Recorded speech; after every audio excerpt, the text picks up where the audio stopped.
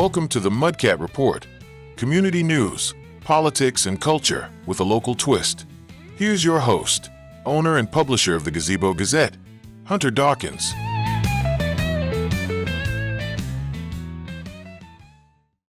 Good afternoon. My name is Hunter Dawkins. I'm the host of the Mudcat Report. This is the 32nd episode of Mississippi Gulf Coast Community News Podcast. Our theme for the day is wills, trust, and estate planning. I'm here with my wonderful producer of the show, Jeff Clark. Jeff is a well-accomplished, award-winning journalist and director of the Harrison County Senior Services. How are you, my friend?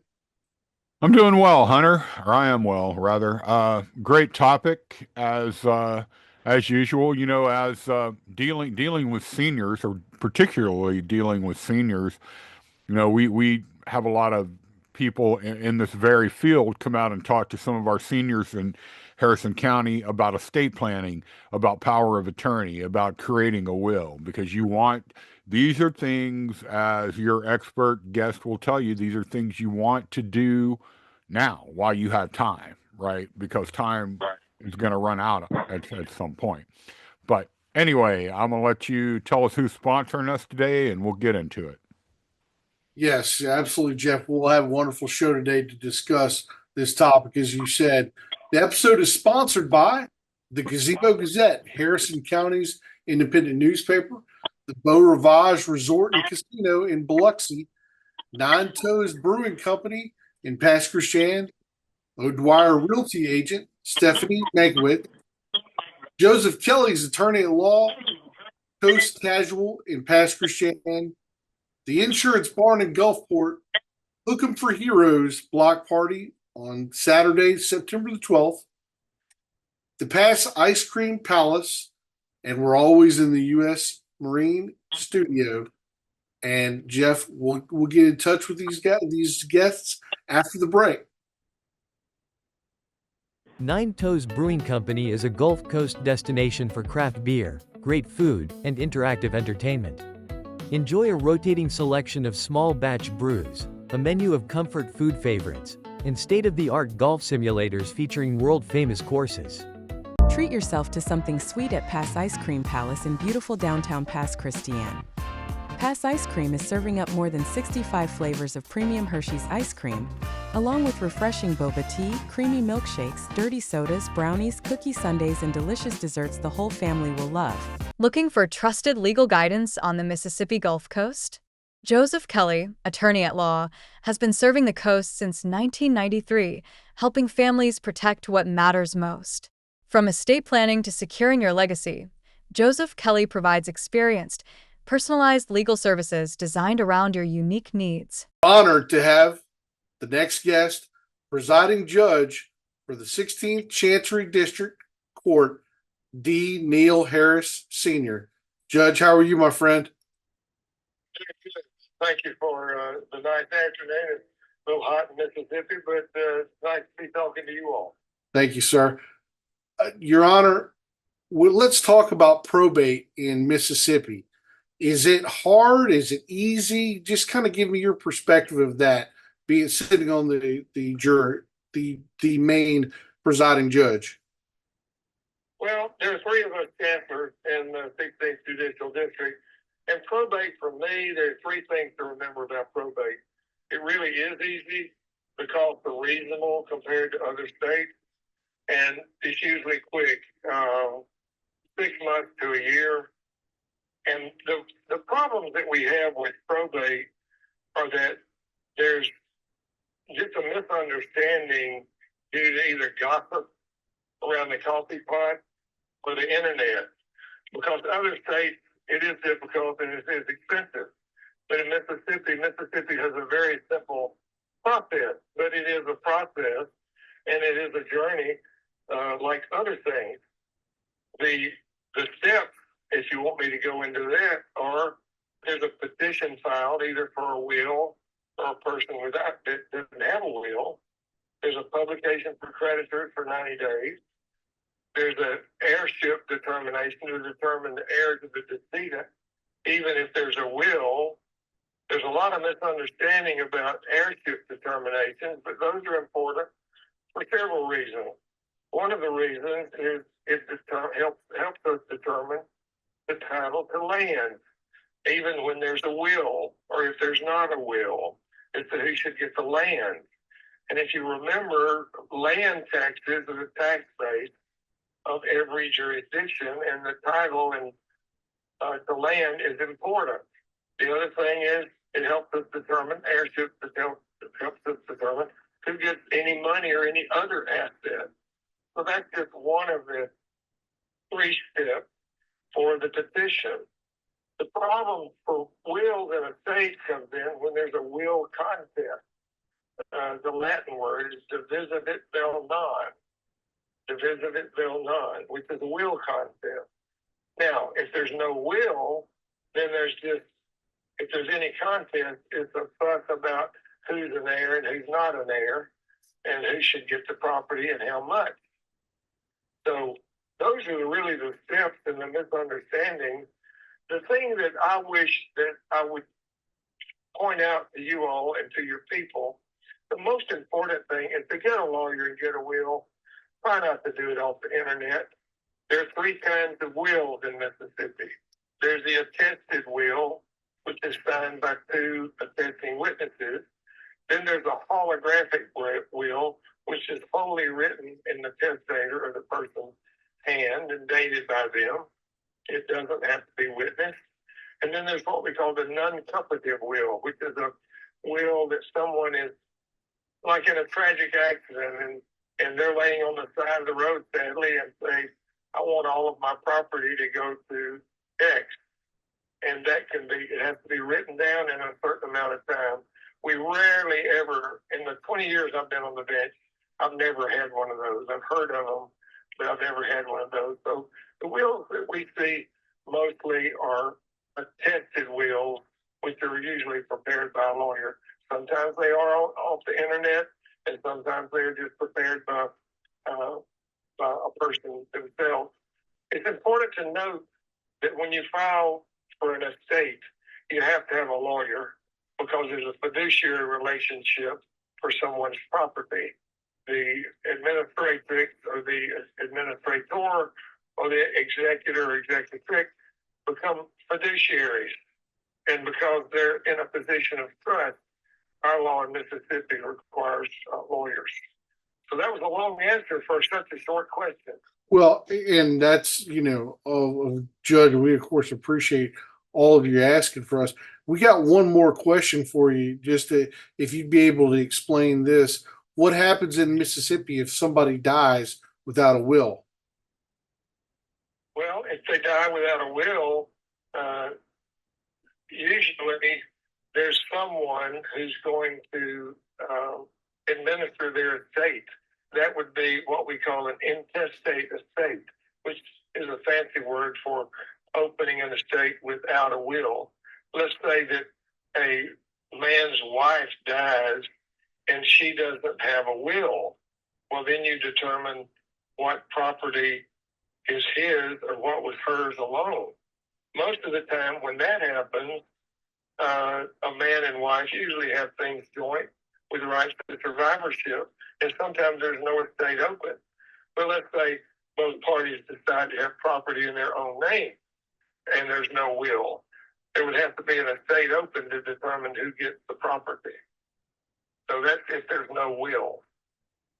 Well, Judge, we thank you very much, and we appreciate everything you do for this, not only for the state of Mississippi, but for helping out the media and at least helping us understand what's going on with the court. And we definitely will reach out to you again if we need some answers. So just remember, the state process is not scary. It's just statutory, and it's not something that most of us deal with routinely. And I appreciate the opportunity to talk to y'all. We thank you, Judge. Appreciate you. Nine Toes Brewing Company is a Gulf Coast destination for craft beer, great food, and interactive entertainment. Enjoy a rotating selection of small batch brews, a menu of comfort food favorites, and state-of-the-art golf simulators featuring world-famous courses. Gazebo Gazette is Harrison County's only independent newspaper, publishing news from Gulfport to Bay St. Louis every Friday. Hi, this is Hunter Dawkins, owner of the Gazebo Gazette. If you're looking for local news without the hassle of sorting through story after digital story, log on to thegazebogazette.com. Mark your calendars for Saturday, September 12th, and head to Nine Toes Brewing Company in Pass Christian for the Hook 'em for Heroes block party. It's a free event from 1 to 10 p.m. featuring live performances by J.J. Gray and Mofro, Mark Broussard, Cedric Burnside, Honey Island Swamp Band, and more.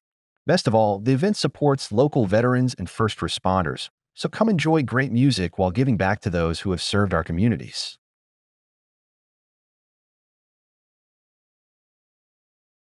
I would like to introduce my guest, one of my good friends and my personal lawyer, a stunningly beautiful, hardworking, multiple award-winning attorney, Tina Seymour Demoran, the owner and partner of the Seymour Group, LLC. Tina, let's start with the biggest misconception. Who actually needs an estate plan? Is this really something people need if they aren't wealthy? If you're over 18 and you have clothes on your back, you need a will and you need a financial and medical power of attorney. And I say that to my clients every day. Estate planning isn't about how much money you have. It's about who has authority to act for you, who receives what you leave behind, and how difficult or how easy you want things to be for the people you love when something happens to you. And as I said, a good estate plan is going to include a will, a financial power of attorney, and a medical power of attorney. Sometimes a trust, and some of these documents can become important long before you die. But if you're over 18, you have a bank account, a car, kids, a business, something like that, you need an estate plan. You don't have to be a millionaire. You just have to have people or things you care about. What's the difference between a will and a trust? You know, a lot of people hear trust and immediately think that's something only rich people need. Trusts have somehow gotten branded as something you need a yacht and a family crest to own, and that's not true. A will generally tells the court how you want your probate assets distributed after your death. As I tell my clients, a will is a contract or a statement to the Chancery Court judge on how you want your assets distributed. It nominates an executor, and for parents of minor children, it can nominate guardians for your children. A trust is different. And I try to tell people a will is like a brick. You break it apart in probate, but a trust is like a piece of clay. You can stretch it in several directions and for a very long period of time. Depending on how it's structured and funded, it can hold and manage assets during your lifetime and provide infrastructures for what happens to those assets after you die. One potential advantage of a properly structured and funded revocable living trust is that assets held in that trust generally do not have to go through probate. But unfortunately, I am seeing more and more trusts that are not funded, or they're embedded inside a will. You need to make sure that that trust is a standalone document from your will, so it does not have to go through probate to be recognized. And not everybody needs a trust. I have a lot of people that come in and say, I need a trust. And I say, well, let's look at your estate plan first. And about 50% of the time, I talk them out of a trust because their assets are set up to automatically transfer on their death. So there's no need to put those assets into a trust to transfer them out. The goal isn't to sell somebody the biggest estate plan. The goal is to create the right estate plan. Sure. What happens in Mississippi if somebody dies without a will? Well, if you die without a valid will, as Judge Harris said, that's an intestate estate. Mississippi's intestate succession laws determine who inherits property that passes through your probate estate. And this is where a lot of people get confused, and it really worries me.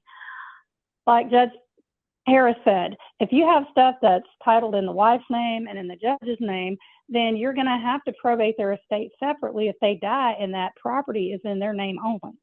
Here's what a lot of people don't know. If you're married to somebody and that property is in his name only and he dies, it doesn't matter if you're on the mortgage. it doesn't matter if you've been making payments or you paid for most of the house. If your husband or your wife dies and that asset is in their name only and they don't have a will and it goes to probate, you are sharing that asset with his children or her children. So let's say, just for example, I remarried and my husband has a house that has been in his name before we got married, or we bought it and we only put it in his name after we bought it. I'm making mortgage payments, the house is paid off, we're in retirement, he dies. The house is in his name only and he doesn't have a will. He has 4 children. I only, by state statute and intestate laws, own 1/5 of that house. His kids have a child share in that house as well as me. So it's extremely important to make sure you have your assets structured correctly, as well as having a will to make sure that your new wife or new husband is not running down kids to find out if they're going to transfer back a house that they should have already owned in the first place. You handled probate cases for years. What are some of the biggest mistakes you see people make with estate planning? Waiting. They wait and they wait. That's the number one problem I see with clients. I'll do it when I'm older. I'll take care of it later. Putting together an estate plan or looking at a will is planning my death. Yes, it is, but it's not hastening it. It's just getting it prepared. Unfortunately, incapacity and death don't check your calendar first, and they can happen a lot earlier than any one of his plans. Another big mistake is creating an estate plan and then sticking it in the safe or a drawer and ignoring it for the next 20, 30 years. Life happens, guys. People get married, people get divorced, children and grandchildren are born, people buy houses, they sell property, they start businesses, they lose loved ones, they change relationships. The people you name as executor 10 years ago may not be the person you want handling it, or they may not be alive today. That's exactly why when we look at my firm, once we prepared your will, trust, powers of attorney, we don't charge you for updates. We tell our clients come back on about a yearly basis. Life changes. These are living documents. We're not going to charge you to sit down with a cup of coffee and look through all this. If you need an update to that document that we created for you 10, 15 years ago, we're not going to charge you to update it and make new copies. That's crazy to nickel and dime on that. And it's not supposed to be a one-time transaction. It is an ongoing relationship between you and your attorney. If somebody is listening right now and thinking, all right, Tina, you've convinced me, I probably need to do this, what should they do first? I teach a seminar called Organize Your Life. And the very first thing I talk about is take an inventory of your assets. What do you own? How is it titled? Who are your beneficiaries that you want to have? Who do you trust to handle your finances if you can't? Who would you want making medical decisions for you if you can't? Who should handle your affairs when you die? And where do you actually want your property to go? Then sit down with an attorney who regularly handles estate planning and understands what happens on the probate side when those documents eventually have to work. Understand you're not just planning for your death.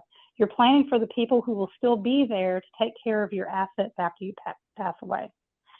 When my clients pass away, I sit down with the families and we go over the estate planning documents. They're already dealing with the loss of someone they love. I don't think they need to worry about paying me just to sit across from them and answer a few questions. The same goes for my clients when they're living. Again, we don't charge for updates. We don't charge the call with a question. Or if you have changed your mind and you have buyer's remorse and go, ooh, I should have changed this and I need to make sure we do this. Come back in, let's update it. But don't wait. I don't hand them their paperwork and go, good luck, see you later. We're planning for somebody's life, someone's family, and eventually someone's death. That relationship should not end when the documents are signed. And ultimately, our goal as estate planning attorneys are when the worst day eventually comes for a family, I want the legal side of it to be the last thing they have to worry about. So, Tina, the bottom line is estate planning isn't really about dying.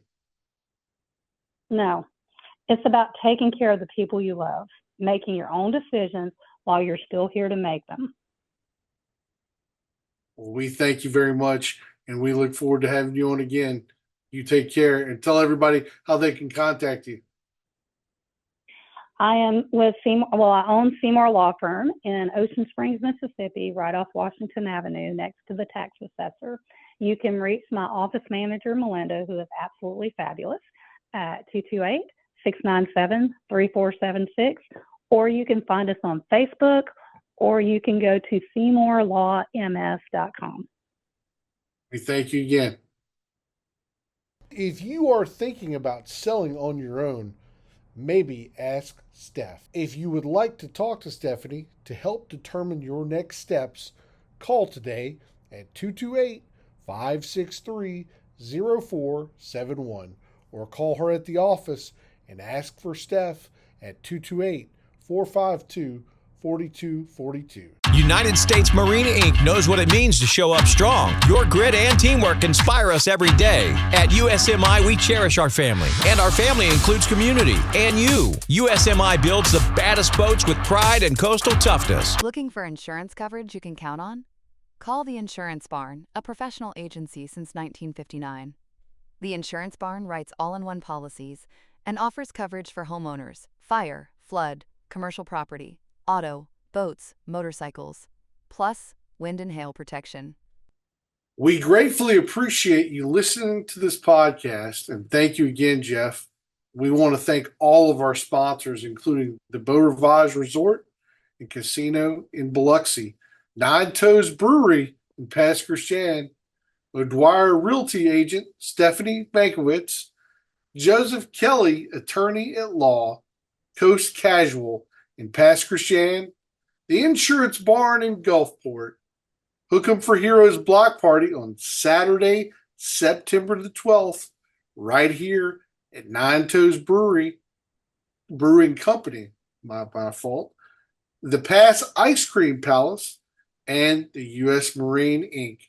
Make sure you check us out on YouTube under Gazebo Gazette Productions, or follow us on the award-winning website, thegazebogazette.com, where the podcast will be posted later on this week, as well as on facebook.com/The Real Gazebo Gazette, or on X at Gazebo Gazette as the handle.